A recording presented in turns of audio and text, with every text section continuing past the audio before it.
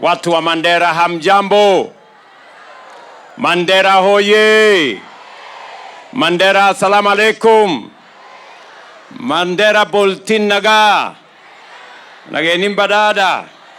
Yoya! Hey! Naona mnaelewa lugha zote. Kwanza, wacha nichukue nafasi hii nimshukuru Mungu ametupatia nafasi. Tumefika hapa Mandera kwa mara nyingine tena. Na nimefika hapa Mandera leo kwa sababu ya heshima ya kina mama wa hapa Mandera. Wakati ndugu yangu Roba na viongozi wa hapa walisema tuko na hafla ya kina mama wa hapa Mandera, nilisema lazima nifike hapa na mapema.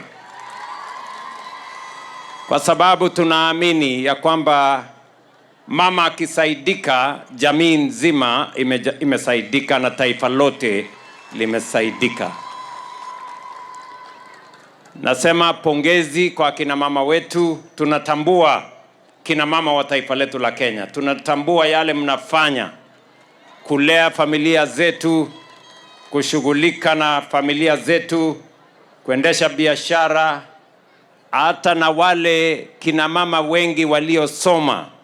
Mimi nawaheshimu sana. Tuko na wengi wanaoshiriki pamoja na mimi katika uongozi wa taifa letu la Kenya.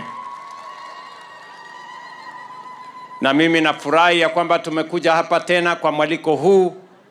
Nikitoka hapa naenda kule Banisa, tuko na kazi ya maendeleo ya kule Banisa. Na watu wa Mandera nataka mjue, hiyo mnahesabu nimekuja mara 3. Mimi nataka niwaambie nitakuja hapa mpaka mtanielewa vizuri na mtanizoea.